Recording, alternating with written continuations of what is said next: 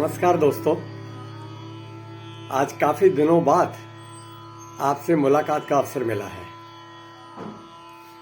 आइए अपने आज के विचार की शुरुआत एक इस छोटे से भजन के माध्यम से करते हैं।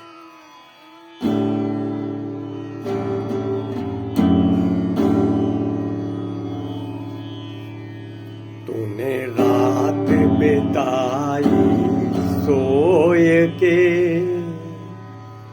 दिवस गवाया खाए के, हीरा जन्म अमोल था, कौड़ी बदली जाए।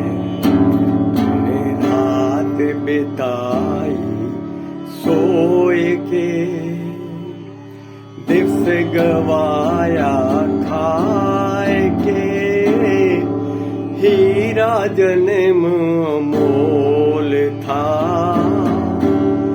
कौड़ी बदली जाए। तूने रात बिताई सोए के।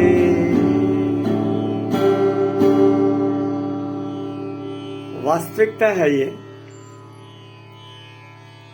हम लोग ना केवल सोते हुए अपनी रातें गुजार रहे हैं, बल्कि सोते हुए अपने दिन भी गुजार रहे हैं। लिटरली हम लोग सो रहे हैं और थ्रू आउट लाइफ सोते रहते हैं।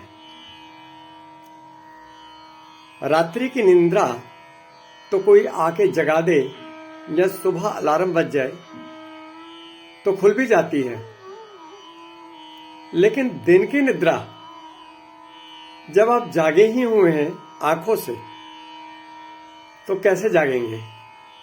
वह जागना तो संभव ही नहीं है। हम लोग अक्सर पाठ या कथाएं अटेंड करते रहते हैं, सत्संग भी जाते हैं, तीर्थ यात्राओं पे भी जाते हैं और अपने साथ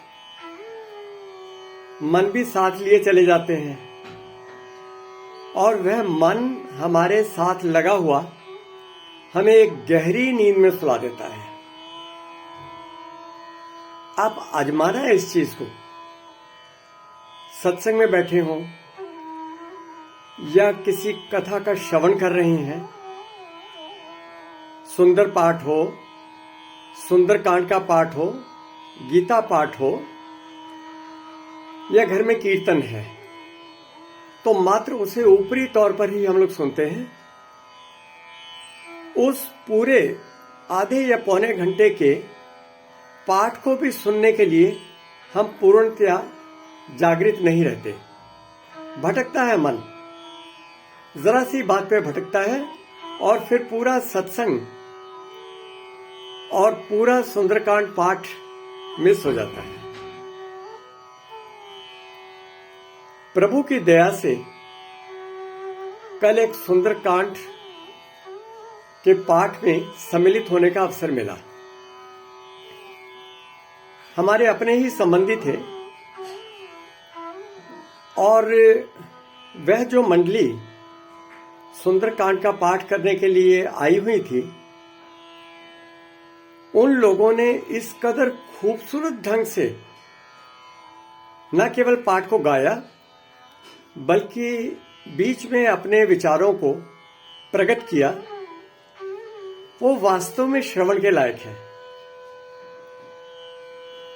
सुंदरकांड के पाठ का जहां से प्रारंभ होता है, मात्र उससे कुछ समय पहले या सुंदरकांड से पहले जो किष्किंधा कांड था, किष्किंधा कांड के आखिर में उसके लास्ट के श्लोक हैं, जिसमें सुंदरकांड का पाठ क्यों किया जा रहा है और इसका उद्देश्य क्या था। वे ना केवल बजरंग बली की महिमा है, बल्कि हम सब लोगों के लिए एक जागने का अवसर है। दरअसल हनुमान जी अपनी शक्तियां भूले बैठे थे। और उन्हें प्रभु की तरफ से एक वरदान था, अन्यथा आप अपनी शक्तियां भूले रहेंगे। लेकिन जब सही वक्त पे और कोई सही व्यक्ति आपकी शक्तियों को जगाएगा तो आपकी शक्तियां पुनः जागृत हो जाएंगी। वो शक्तियां सोई हुई थी, जैसे हम सोए रहते हैं।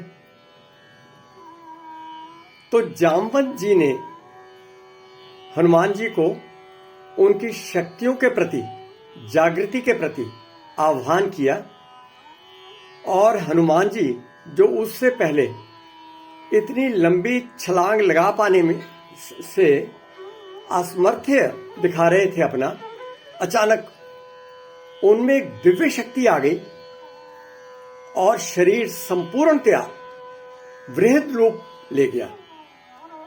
जहां वो 100 योजन की छलांग भी लगाने में संकोच कर रहे थे, वहां उन्होंने देखा कि वो 1000 योजन या 10,000 योजन की भी छलांग लगा सकते हैं।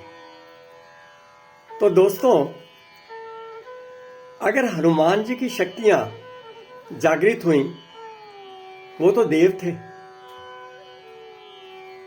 अगर हम किसी भी चीज को, किसी भी पाठ को, किसी भी सत्संग को, किसी भी तीर्थ यात्रा के उद्देश्य को अगर हम जागते हुए प्राप्त करें